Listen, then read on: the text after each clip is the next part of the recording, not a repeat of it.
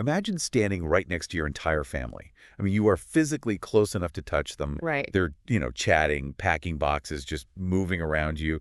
But internally, you feel like you are literally the last human being left on a dead planet. Yeah, that total void. Exactly, just this freezing void where human connection should be. And for, well, millions of highly successful, outwardly functional adults, this isn't some abstract nightmare. It's just what they call childhood. It's a profound paradox, really. We're looking at this phenomenon that leaves absolutely no physical trace, yet it completely shapes the entire architecture of a person's life. It does. And today we are wading into some incredibly murky diagnostic waters.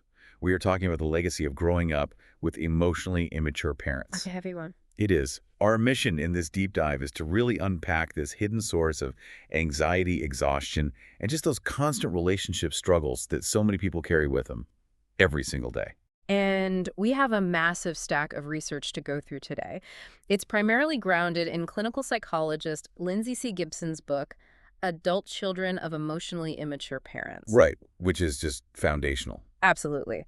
And the core issue Gibson identifies here is how physical caretaking can completely camouflage severe emotional neglect. Boy, hiding in plain sight. Exactly.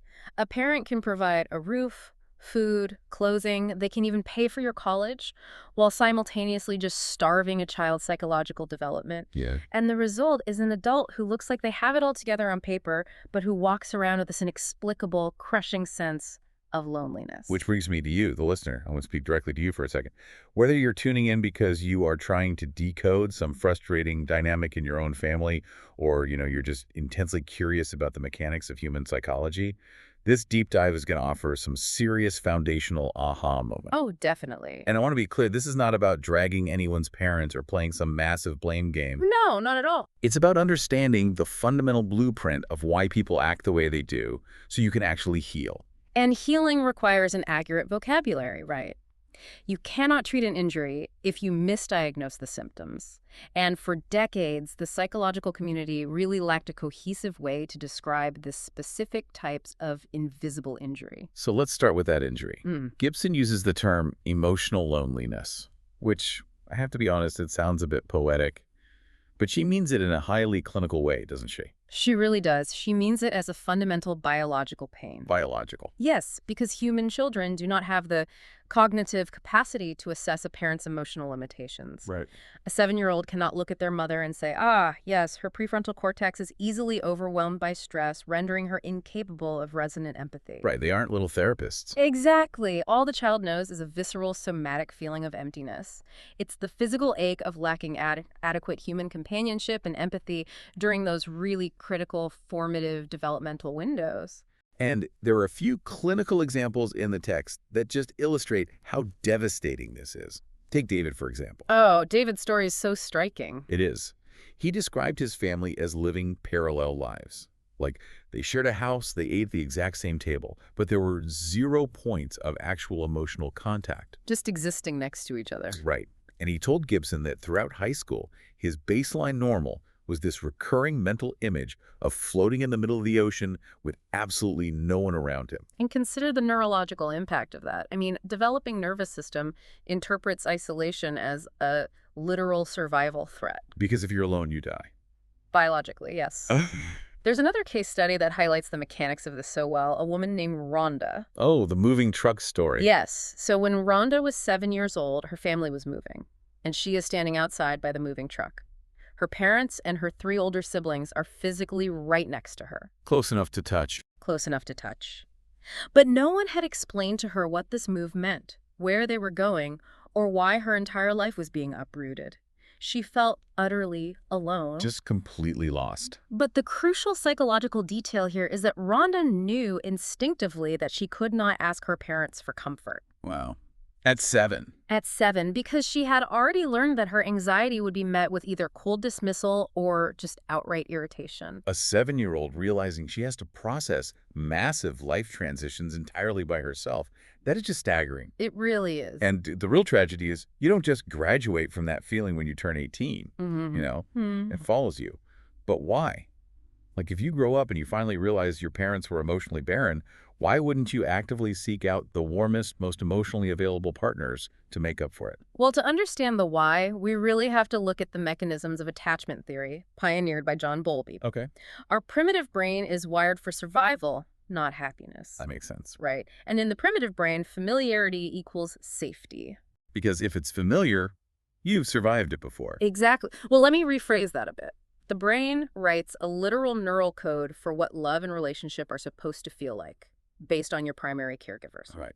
So if your baseline normal is emotional isolation, your brain registers that specific flavor of isolation as home. Oh, wow. Yeah. So when you meet someone who is actually emotionally available, it often feels uncomfortable or overwhelming or even boring to that primitive brain. So you unwittingly select partners who replicate the exact void you grew up with. You are drawn to the puzzle you already know how to solve. And this creates a powerful mechanism of denial.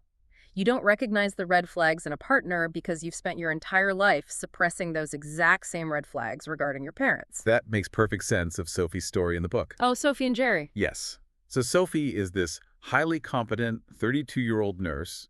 She's been dating a guy named Jerry for 5 years. And he is your classic emotionally unavailable guy. He just shuts down anytime she wants to talk about the future. Typical avoidance. Exactly. Hmm. So finally, one night, Jerry takes her back to the restaurant from their first date. He slides a small jewelry box across the table. And she thinks this is it. Right. Sophie thinks this is it. He's finally opening up. She opens the box, and there is no ring. Just a piece of paper with a question mark drawn on it. It's so mean. And when she expresses confusion, Jerry claims it was a joke. He tells her, well, now you can tell your friends I finally popped the question. It is just a stunningly cruel thing to do to someone you supposedly love. But the part that really demonstrates your point about Bowlby and attachment is what happens next. Her phone call. Yes. Sophie is devastated. She calls her mother for support. And her mother actually sides with Jerry. Unbelievable. Her mother tells her she is overreacting, that she shouldn't be mad, and that it was actually a funny joke. Because Sophie's mother invalidates her reality in the precise way Jerry does. Right. The frustration Sophie felt in her romantic relationship was just a modern replica of the emotional insensitivity she had navigated her entire life. She married her mother, basically. Sort of, yes. Jerry wasn't an accident. Jerry was a subconscious repetition of the mother. Okay, wait, hold on. I want to push back on this for a second because I can hear some listeners rolling their eyes right now. Fair enough. We're talking about highly successful adults, people with great jobs, nice houses, partners, parents who paid for their college. Right. And we're supposed to classify them as traumatized because they feel a little lonely. I mean, that sounds incredibly entitled to some people. Isn't it normal for adults to just kind of suck it up? Why do these people feel so horribly guilty for being unhappy when all their physical needs are met? Well, that guilt you're describing is actually the defining symptom of the condition. Really? Yes. We have a societal hierarchy of needs that is fundamentally flawed. We are taught that if you have physical safety and financial provision, any complaint about emotional starvation is just you being selfish. Just whining. Right. But biology disagrees. How so? Like mechanic? Mammals are biologically designed to require emotional co-regulation for physical survival. If an infant is physically fed but emotionally ignored, their nervous system remains in a chronic state of distress. And when these children become adults, like the case of Jake in the book, they are trapped. Jake, right. Jake had a totally safe marriage to a loving woman named Kayla, but he was physically exhausted from constantly faking happiness. Because his mother taught him that having his own emotional needs made him unlovable. Yes, his mother was angry and controlling. If Jake didn't perform happiness, he was punished. So his brain literally mapped authentic emotion as a threat to his survival. It's just baked into his nervous system. Exactly. Or take Megan. Megan's parents pressured her to marry her college boyfriend because he was a wealthy real estate broker. Her physical and financial needs were entirely secured. But she was dying inside. I mean, no intimacy, no shared joy. And when she tried to leave, her parents and her husband told her she was demanding too much. They pathologized her natural human need for emotional intimacy. They convinced her that wanting to matter to someone on an emotional level was a form of greed. This is why the invisible ache is so insidious. The victim blames themselves for the pain of the injury. Which means we need to stop looking at the victim and start looking at the cause. We have to define what emotional immaturity actually is. Because if we don't know the mechanics of the parent's psychology, the adult child just keeps blaming themselves forever. Absolutely. And to understand the pathology of immaturity, we really have to first establish the baseline of emotional maturity. What does healthy look like? Right. A mature person possesses the ability to think objectively and conceptually while simultaneously sustaining deep emotional connections. So logic and feeling at the same time. Yes, they have a consolidated sense of self. When under stress, they can regulate their nervous system, they can admit fault, and they utilize empathy and humor to navigate conflict. So immaturity isn't just, acting silly or being a bit goofy. It's a structural deficit. It is a profound rigidity. Emotionally immature people operate on subjective reality. Whatever they feel to be true in a given moment is treated as objective fact. Feelings are facts. To them, yes. And they have a shockingly low tolerance for stress. When faced with complexity, their brains do not engage the prefrontal cortex to assess and plan. Instead, they regress to primitive defense mechanisms. They deny reality, they distort facts, or they literally flee. Which perfectly explains the story of Tom. Yes, the driveway incident. Right. His sister Anna finally corners him to have this necessary conversation about moving their elderly father into assisted living. A stressful conversation for anyone. Sure. So they sit down, they chat for a minute, then Anna says, okay, let's talk about Dad. She turns her head for a second to grab something, looks back, and Tom is gone. She looks out the window, and Tom is literally peeling out of the driveway in his car. And the mechanism there is fascinating. Tom's brain registered the upcoming emotional discomfort of discussing his father's decline not as a problem to be solved, but as an immediate physical threat. Like a tiger in the room. Exactly. Fleeing the house felt better in that microsecond than staying, so he just fled. It's like their emotional operating system is stuck in toddler mode. They are entirely governed by what relieves their anxiety in the immediate present, with zero capacity to anticipate the future consequences of their actions. And this toddler-like operating system makes them intensely egocentric.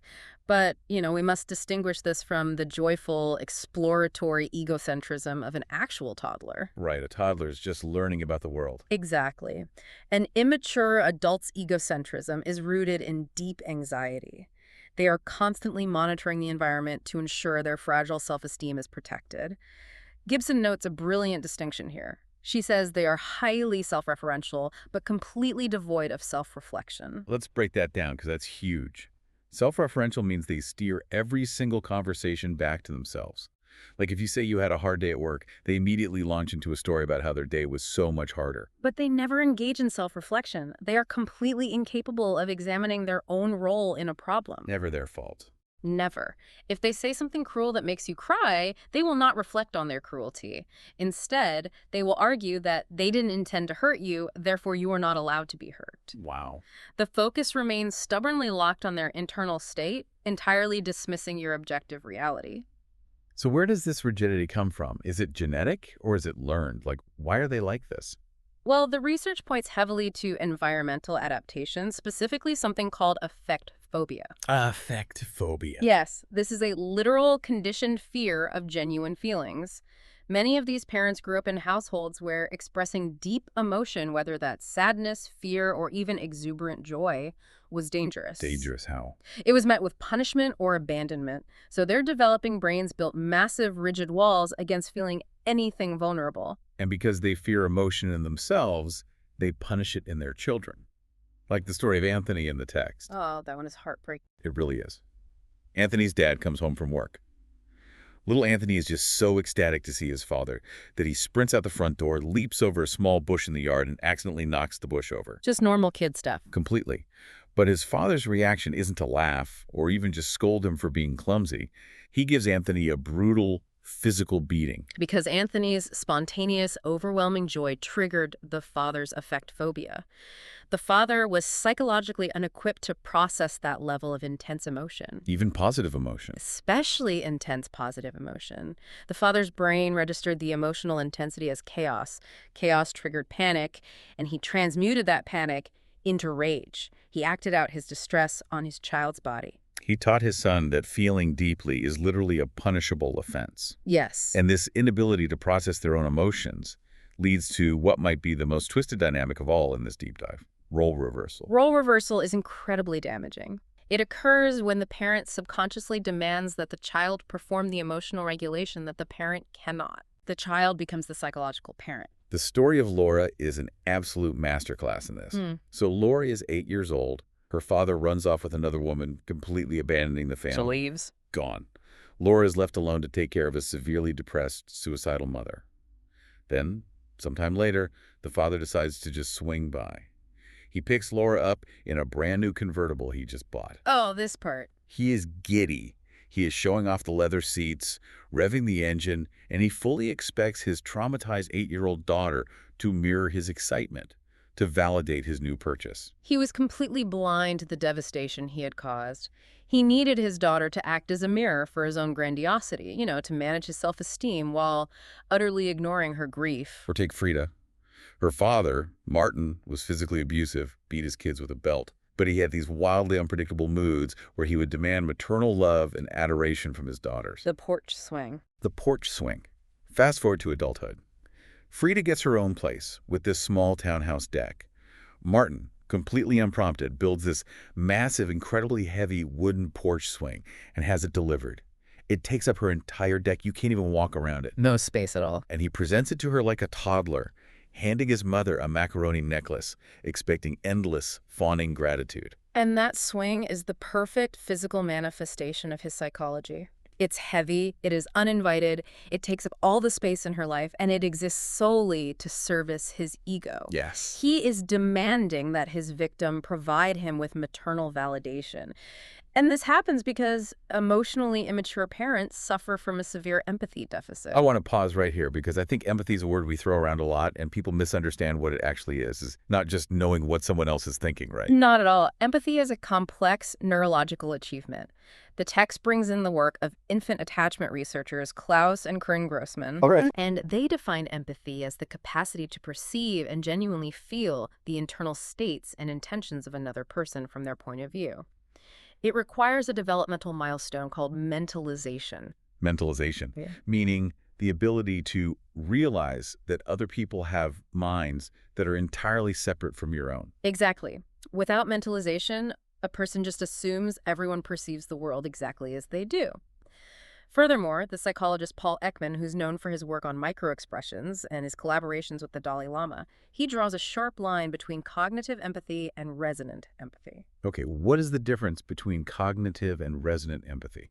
Well, cognitive empathy, which Ekman sometimes refers to as tactical empathy, is simply the ability to read someone's emotional state. Okay. A sociopath has excellent cognitive empathy. Oh, wow. Right. They can read your vulnerabilities perfectly in order to exploit them, but they do not resonate with your pain. They don't feel it. No. Resonant empathy means your nervous system actually catches the emotional frequency of the other person. You feel for them. Emotionally immature parents might be incredibly shrewd at reading a room or knowing exactly what buttons to push, but they lack resonant empathy, They can size you up, but they can't feel for you. which turns the family living room into an absolute psychological battlefield. Because if you have a parent who cannot mentalize, who cannot resonate with your feelings, how do you even talk to them? The text basically suggests that you really don't. Communication with an immature parent is just a one-way street. It is entirely non-reciprocal. They are not looking for an exchange of ideas, they're looking for an audience. There's the story of Brenda. She has a visit with her 80-year-old mother, Mildred. By the end of the weekend, Brenda is physically ill from exhaustion. Just drained. Why? Because Mildred treated her like a servant and a prop. Mildred never once asked Brenda how she was doing, how her career was going, or what she felt. Mildred only wanted to extract information about Brenda's life so she could go back home and brag about her daughter to her friends. Mildred didn't see a separate human being. She saw an extension of her own ego. And when Brenda attempted to share a genuine vulnerability, Mildred instantly dismissed it or just talked right over her. Which is exhausting. It is the literal metabolic cost of interacting with a defense mechanism. It takes massive energy to sustain a connection with someone who is actively erasing your reality. But wait, if they don't have mutual conversations and they can't explicitly state their needs, how do they manage to control the entire family? Like, how do they always end up getting their way? They rely on a primitive psychological tool called emotional contagion. Like infecting the room with a virus. That is a very accurate analogy. Because they lack the self-awareness to say, I am feeling anxious and I need reassurance, they act out the anxiety. Stomping around. They slam doors, they sigh heavily, they adopt a tone of voice that makes everyone's stomach just drop. They broadcast their dysregulation until the people around them can't take the tension anymore and step in to fix the problem. Like the crying baby on an airplane strategy. Yeah. The baby isn't negotiating. The baby is just flooding the cabin with distress until an adult does the work to make it stop. And that work has a name. The sociologist Harriet Freyd coined the term emotional labor. Emotional labor. Yes, it's the largely invisible expenditure of time, energy, and cognitive focus required to anticipate, understand, and fulfill the emotional needs of others. It is the grease that keeps human relationships functioning. And emotionally immature parents just flat out refuse to do it. They view emotional labor as an offensive imposition. If a child says, "It hurt my feelings when you forgot my graduation," the parent will instantly deflect. "Well, you didn't remind me. I'm not a mind reader." Right. They rationalize their total lack of attunement by claiming they are just straight shooters who say what they think. They refuse to accept that anticipating another person's feelings is the baseline requirement for a mature relationship. Because to anticipate your feelings, they would have to acknowledge that you are a separate person. And instead of doing that, they just force you into a role. The text calls this role compliance. Roles are safe. Roles are predictable. If a parent can force you into a two-dimensional role, the good girl, the rebel, the clown, they never have to engage with the complex, messy reality of your actual evolving self. There are two distinct flavors of this in the book. The first is role entitlement. Oh, yes. This is Marty's parents. Yeah. Marty moves to a new city, gets her own place. Her parents decide to move to the same city. Almost immediately, they start walking into Marty's house, completely unannounced. Just walking right in. When Marty gently asks them to please knock or call before coming over, they are deeply offended. They argue that because they have the title of parents, they have a blank check to ignore her boundaries. Role entitlement is the belief that the label exempts them from basic human decency. But the second flavor, role coercion, is far more destructive. Let's talk about coercion. Role coercion involves actively punishing a child for deviating from the script the parent has written for them. Jillian's story is terrifying in this regard. Jillian is married to a man who is physically abusing her. She finally finds the courage to leave him. She goes to her deeply religious mother for support and tells her about the physical violence. And the mother's response? She tells Jillian she must go back to her abuser because her role as married woman and divorce is a sin. The mother was willing to sacrifice her daughter's physical safety to protect the integrity of the role. The concept of the marriage was more important to the mother than the reality of the bleeding daughter. And Mason. Mason bravely comes out to his mother, tells her he thinks he might be gay. Her immediate response is, "You can't be, because you are not a zebra." It sounds absurd, but analyze the psychology there. In her mind, Mason's role was strictly, rigidly heterosexual. Right. The idea of him possessing an authentic self outside of that role was as cognitively impossible to her as him spontaneously transforming into a different species. Oh. Role coercion is the ultimate invalidation. The parent looks at the child and says, "My fiction is more important than your reality." Which brings us to a really confusing dynamic for a lot of people. Yeah. Because if you look at these families from the outside, they often appear incredibly tight-knit. Yes. They spend all their time together. They seem close. But it is a counterfeit closeness. Emotionally immature parents are terrified of actual intimacy. Wait, terrified. Yes. True intimacy requires two distinct, fully articulated individuals choosing to know each other, cherishing their differences, and growing together. Immature parents do not want intimacy. They want enmeshment. Let's clearly define the mechanics of enmeshment, because that's a big buzzword. Enmeshment is a psychological fusion. It is a relationship dynamic where boundaries are erased and individuals find their identity and security solely through a dependent attachment to each other. Like they're tangled up. Exactly. Huh. Everyone plays a prescribed part to maintain a shared, rigid equilibrium. If one person attempts to grow, set a boundary, or express an independent thought, the enmeshed parent experiences this not as healthy development, but as a traumatic abandonment. So they freak out. They will use guilt, rage, or manufactured crises to drag the child right back into the fusion. This perfectly explains why these parents often play favorites. It's not that they actually love one child more, it's that one child is easier to enmesh with, Yes. like Heather's mom. Heather craved a deep, meaningful relationship with her mother. But her mother overtly favored Heather's older sister, Marlo. The mother would literally give up her comfortable chair when Marlo walked in the room.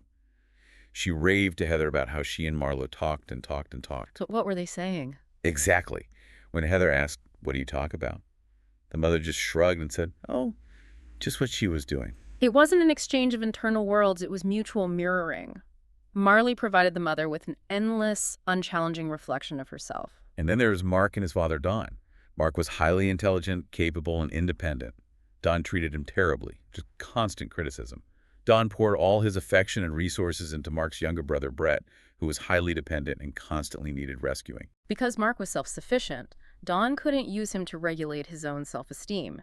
Don needed to play the role of the strong, benevolent savior, Right. so he subconsciously selected the weaker child, Brett, to fuse with. And while it looks like Brett is the lucky favorite, enmeshment is a trap for both children. The neglected child is starved, but the favored child is psychologically suffocated.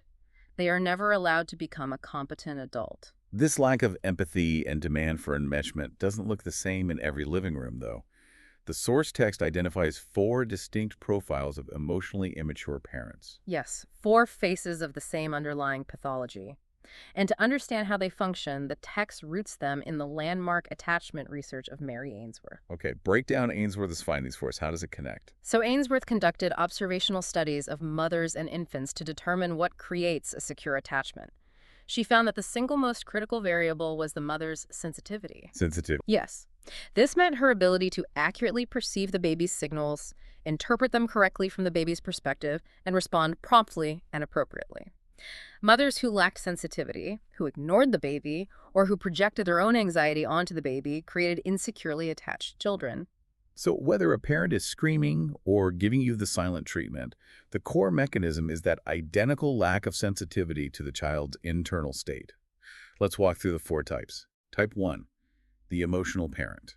The emotional parent is perhaps the most visible. They are psychologically infantile, entirely governed by their fluctuating emotional states. Like a roller coaster. Yes. They possess no internal brakes. They swing violently between extreme over-involvement and abrupt cold withdrawal. They catastrophize minor inconveniences, and they view everyone in their orbit in binary terms. You are either a flawless rescuer who must soothe them, or a malicious abandoner who has betrayed them. The story of Brittany and her mother, Shonda, captures this wild instability. So Brittany is a grown woman in her 40s. She catches a bad flu and is resting at home. Her mother, Shonda, calls her 5 times in a single day, working herself into a panic. 5 times. Right. Then Shonda drives over and tries to get into the house. Brittany just wants to sleep, so she locks the screen door. Later, Shonda confronts her and says, "When you locked me out, I was so angry I wanted to break your door down." Notice the mother's framing there. She claims she was just worried about her sick daughter, but true concern would involve respecting the daughter's need for quiet rest. Not breaking the door down. Right. Shonda wasn't trying to soothe her daughter. She was demanding that her sick daughter soothe Shonda's out-of-control anxiety. When denied, the anxiety instantly turned to rage. Growing up with an emotional parent means living in a constant state of hypervigilance, forever forecasting the parent's emotional weather to avoid a hurricane. The second type is much harder to spot from the outside. Type 2, the driven parent. These are the ones who look like the super parents. They are highly deceptive because society actually rewards their behavior. Driven parents are compulsively goal-oriented. They are perpetually busy, relentlessly attempting to perfect their environment, their careers, and their children. There's a catch. Yes. Their profound self-focus manifests as an unshakable conviction that they know exactly what is best for everyone else. They don't nurture the child's actual interests. They sculpt the child to fit their vision of success. Precisely.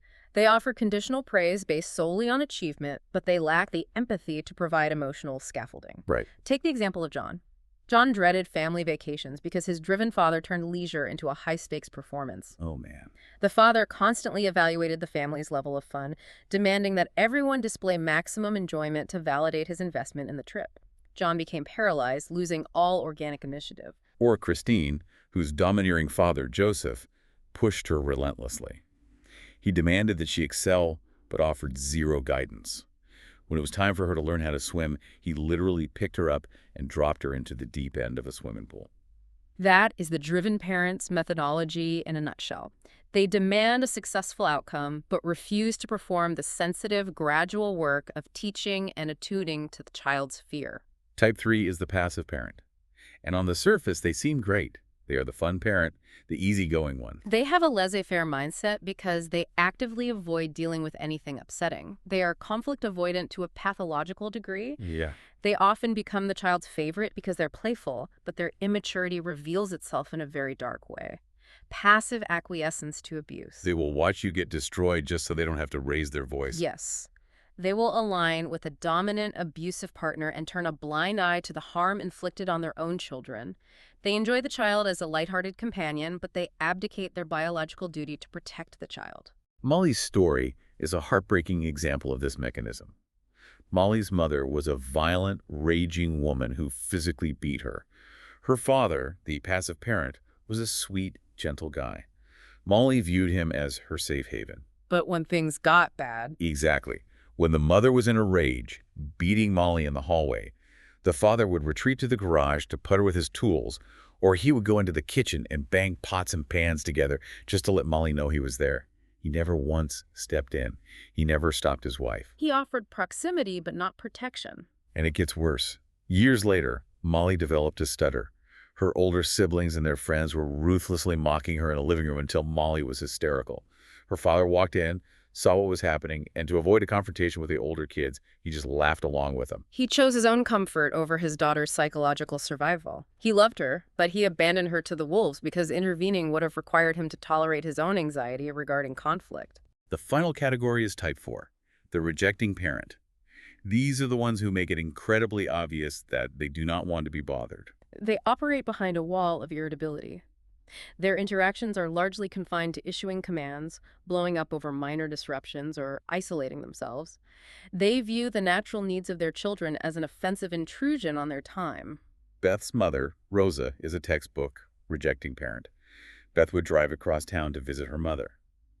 The second Beth walked through the door, Rosa would criticize her hair or her clothes, physically avoid hugging her, and immediately suggest Beth go into the other room to call a relative. Just pushing her away. Right. And if Beth tried to call Rosa on the phone, Rosa would act highly irritated and rush her off the line. The neurological message being sent to the child is, your very existence is an irritant. You are a burden. Now, I want to clarify something here because humans are rarely this neatly categorized. Can a parent be a mix of these? Like, what if a listener is thinking, well, my dad is definitely driven, but when he loses his job, he throws tantrums like an emotional parent? That is incredibly common.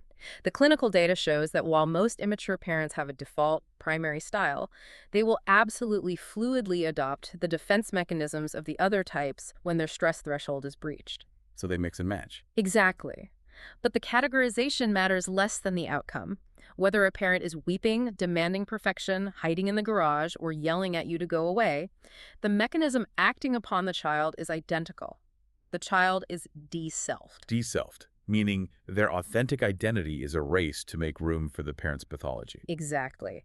Which forces the child into a state of psychological emergency. If you are a child dependent on one of these 4 parent types, you cannot pack your bags and move out. You must find a way to adapt to survive. So how do they do it? What is the survival strategy of a de-self child?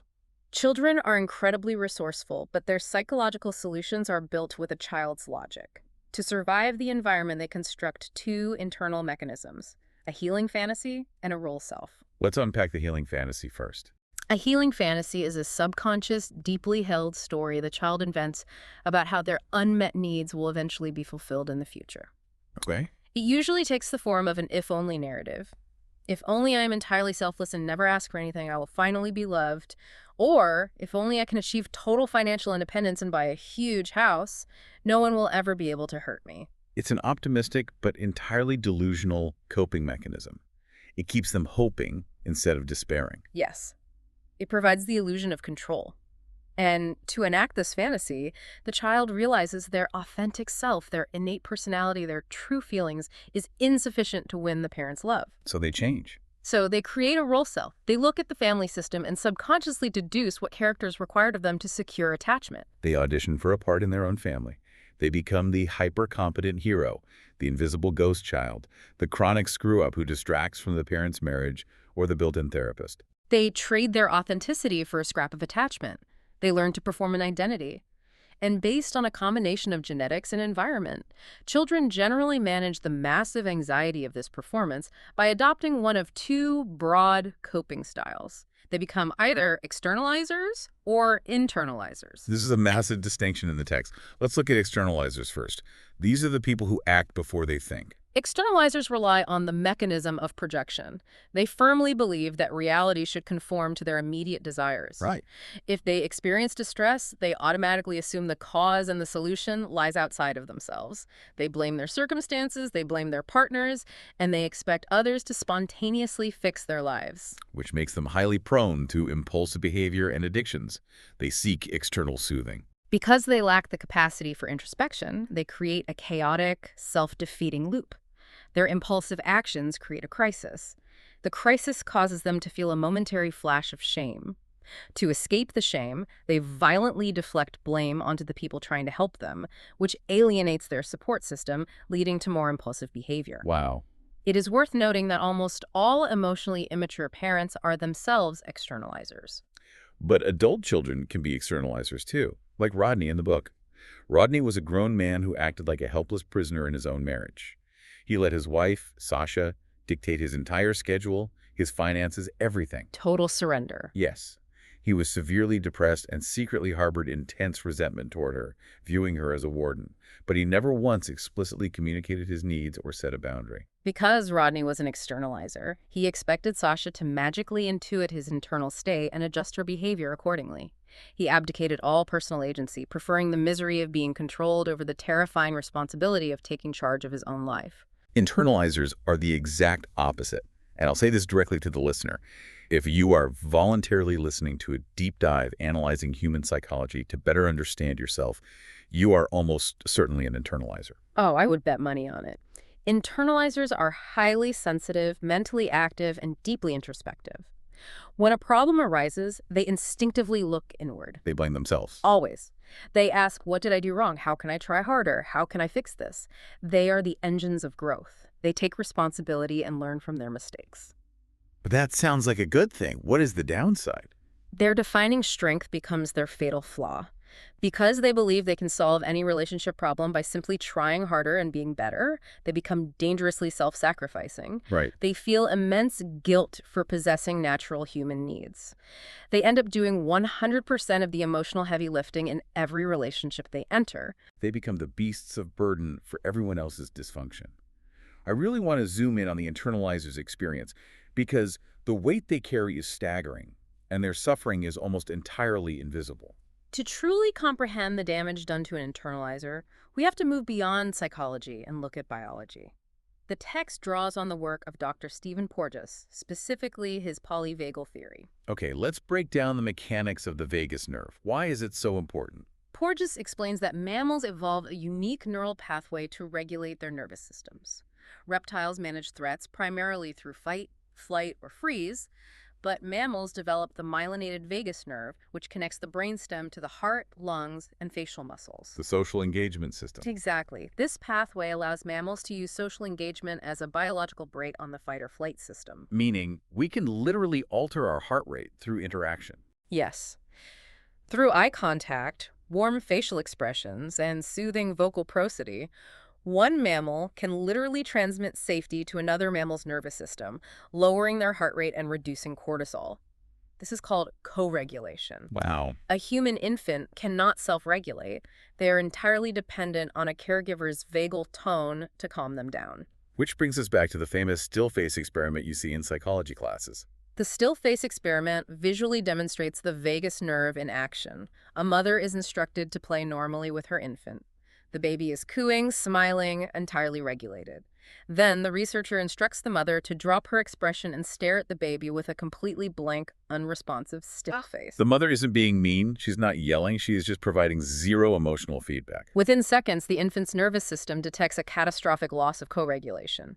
The baby tries pointing, smiling, trying to re-engage the mother. When the blank face persists, the baby rapidly decompensates. They just lose it. They begin thrashing, crying hysterically, and eventually they just collapse in despair, turning away. A lack of emotional resonance is registered by the baby's brain as a life-threatening trauma. Now scale that up.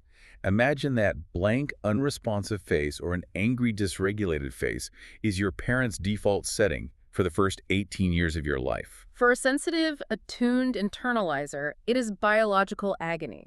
They are perpetually starting for co-regulation. But because their coping mechanism is introspection, they deduce that their hunger is the problem. Right, they think you're broken. They conclude, I am too needy, my emotions are a burden, so they implement a strategy of extreme self-reliance.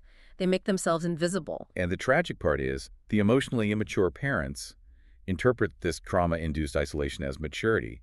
They brag about how independent their kids are. They mistake neglect for good parenting. The text provides harrowing examples of this. Sandra, an 11-year-old girl, is put on an overnight commercial bus by her mother to travel 500 miles with her 7-year-old brother. 11 and 7. They have to navigate a bus transfer in a strange city in the middle of the night. Sandra is utterly terrified, but she knows she must remain stoic to protect her brother because her mother had completely abdicated her protective role. Or Bethany, a 10-year-old whose mother sends her alone on a flight to Brazil for the entire summer to babysit her older brother's infant child. The mother essentially traffics her own daughter for free childcare and doesn't even bother to bring her back when the school year starts. The parents view the children as autonomous adults because the children have learned to completely suppress their distress signals. They survive on what the book brilliantly calls getting by on vapors. Internalizers become so acclimated to starvation that they are profoundly grateful for the tiniest crumbs of basic decency, and they carry this into their adult friendships and marriages. They become magnets for externalizers. Look at Candace. She spends her entire adult life acting as an unpaid grief counselor to her chronically unhappy, emotionally vampiric mother, draining her own life force to keep her mother afloat. Or Martine. Yes. Martine possesses such an aura of attentive, selfless wisdom that complete strangers trauma dump on her in grocery stores. Martine internalizes the belief that she only has value when she is absorbing someone else's pain. But biology eventually wins. A human being cannot sustain a role self forever. Eventually, the true self, the biological reality of your actual needs and limits, starts kicking at the door. And when it kicks hard enough, you experience a breakdown. But the text reframes this breakdown using a fascinating mechanism. It introduces the work of Kazimierz Dabrowski, a Polish psychiatrist who developed the theory of positive disintegration. Positive disintegration. Explain the mechanics of that. How can falling apart be positive? Traditional psychology often views symptoms like severe anxiety, depression, or panic attacks as illnesses to be eradicated. Dabrowski argued the opposite. He posited that for highly sensitive individuals, these symptoms are evidence of a profound evolutionary leap. Your old psychological structure, the role self you built to survive your parents, is no longer large enough to contain your growing, authentic, true self. The friction between the two causes massive distress. So the anxiety isn't a malfunction. It's the sound of the old operating system tearing itself apart so a stronger, more complex one can be installed. Exactly. The distress is a feature of your development, not a bug. Aileen's story perfectly illustrates Dabrowski's theory. Aileen hit rock bottom in a highly destructive, abusive romantic relationship.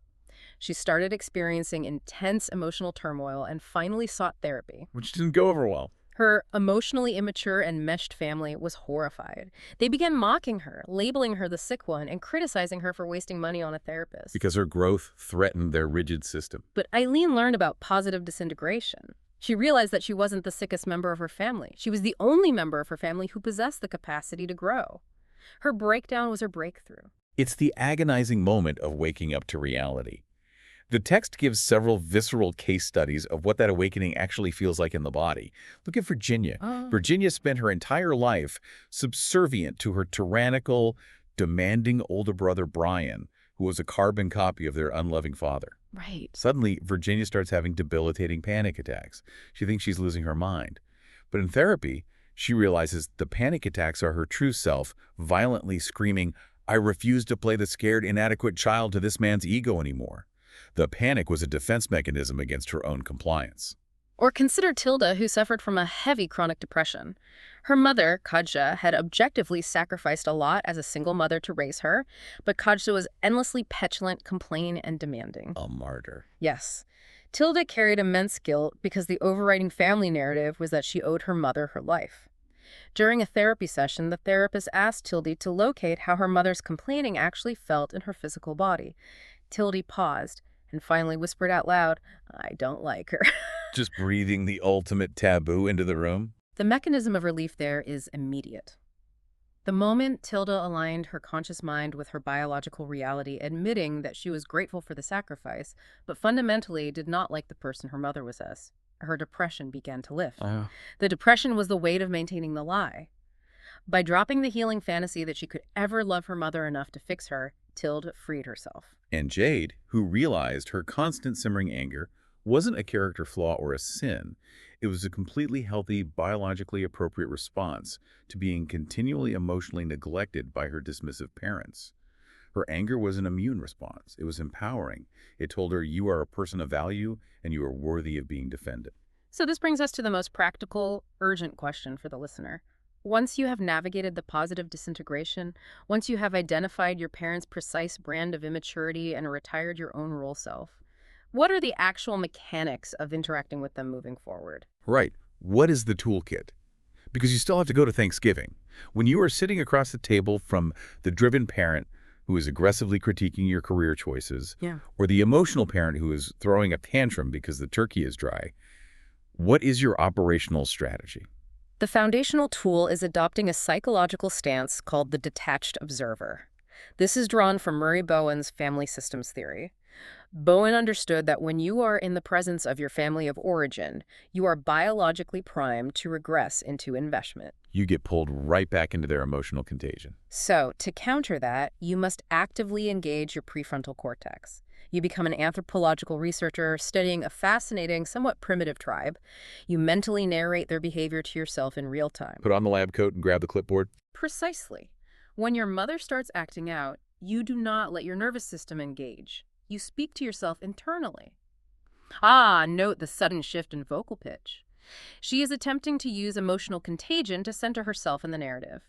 Or observe how his posture becomes rigid when his authority is questioned. He is deploying affect phobia. You literally repeat the mantra to yourself.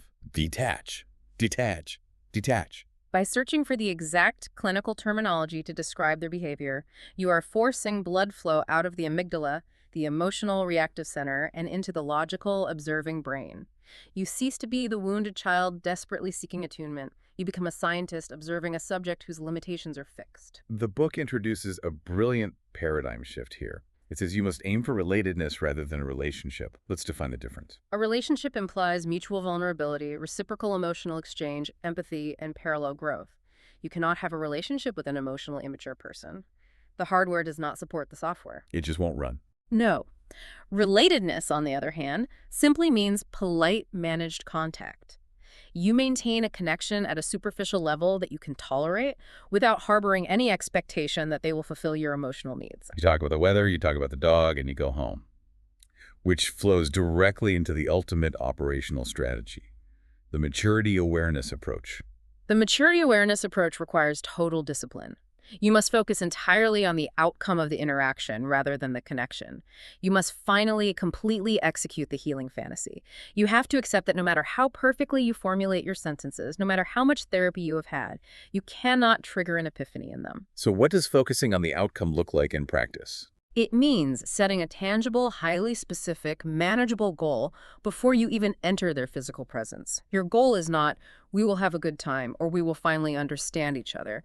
Your goal is, I will attend this dinner for exactly 90 minutes, and then I will leave. Or, when my father criticizes my weight, I will calmly state my boundary once, and if he continues, I will walk into the other room. You manage the logistics, you do not manage their emotions. If they attempt to bait you with guilt or rage, you do not justify, argue, defend, or explain. You just politely redirect. Let's examine how a woman named Annie utilized this exact approach to conclude a lifelong cycle of pain with her mother. Annie had done a lot of internal work. She wrote her mother a very honest, heartfelt letter about a recent incident where her mother had deeply humiliated her. And predictably, the mother responded with a cold, punishing, weeks-long silent treatment. In the past, this silent treatment would have triggered Annie's role self. She would have panicked, apologized profusely for having feelings, and groveled to restore the enmeshment. But this time, Annie used the maturity awareness approach. After letting the silence stretch, Annie simply invited her parents to attend her kids' weekend soccer game. Which is brilliant. It's a public place, a fixed duration, built-in distractions. It is the perfect environment for relatedness. When her parents arrived, Annie didn't demand an apology for the silent treatment. She didn't try to force a deep emotional conversation about the letter. She simply greeted them warmly and offered them a seat. Her mother, meanwhile, sat there acting incredibly cold, playing the victim, clearly hoping to bait Annie into chasing her for approval. But Annie stayed in her lab coat. She stayed in observing mode. She watched her mother's rigid coldness, but she did not internalize it. She observed the limitation without absorbing the poison. She realized in that moment that she was fundamentally incapable of fixing her mother's psychological deficits. And by surrendering the need for her mother to change, Annie achieved total emotional liberation. She established contact without drama. She finally accepted that her mother was a hardware store, and she had to stop walking in there expecting to buy milk. That is a highly accurate way to frame it. She honored her true self by fiercely protecting her own emotional energy. This has been a massive, intense, but hopefully liberating deep dive. And as we close out our time today, I want to leave you, the listener, with a final, highly provocative thought. It builds directly on the source material we've been discussing, specifically looking at long-term attachment research by Mary Main, Nancy Kaplan, and Jude Cassidy. This is the critical research regarding the intergenerational transmission of attachment styles. Right, because I know that facing this stuff is agonizing. Realizing your parents couldn't love you the way you needed, dismantling your role self, enduring the positive disintegration. Wait, enduring the positive disintegration, it is exhausting work. But here is what Main, Kaplan, and Cassidy's research definitively proved. By doing this painful work, you are not just saving yourself. The data reveals a stunning mechanism of hope. The research shows that parents who had terrible, emotionally neglectful childhoods, but who actively process and integrate those painful memories instead of repressing them, are the ones who go on to raise securely attached children. Emotionally immature parents pass down their trauma blindly because they use affect phobia to refuse to look at it. They act it out on the next generation. But by looking at it, by doing the agonizing emotional labor that your parents refuse to do, you snap the chain. You act as a biological firewall. You are stopping the intergenerational transmission of emotional immaturity dead in its tracks. By having the courage to wade into the murky, muddy waters of your own diagnostic landscape, you are literally rewriting the emotional DNA of your future family. You are guaranteeing that your children and your children's children will never have to wonder if their natural emotional needs are a burden or if they are responsible for regulating their parents' anxiety. You are giving them the ultimate gift: a mature, sensitive, resonant parent. So when you think about that profound freezing void we talked about at the beginning, yes, the damage emotional loneliness leaves behind is invisible. There is no X-ray for a lack of resonant empathy. It is an invisible ache. But just because the injury is invisible doesn't mean the healing isn't real. You have the tools now. Thank you for joining this deep dive. Keep questioning the narratives you were handed, keep observing from the lab coat, and above all, keep honoring your true self.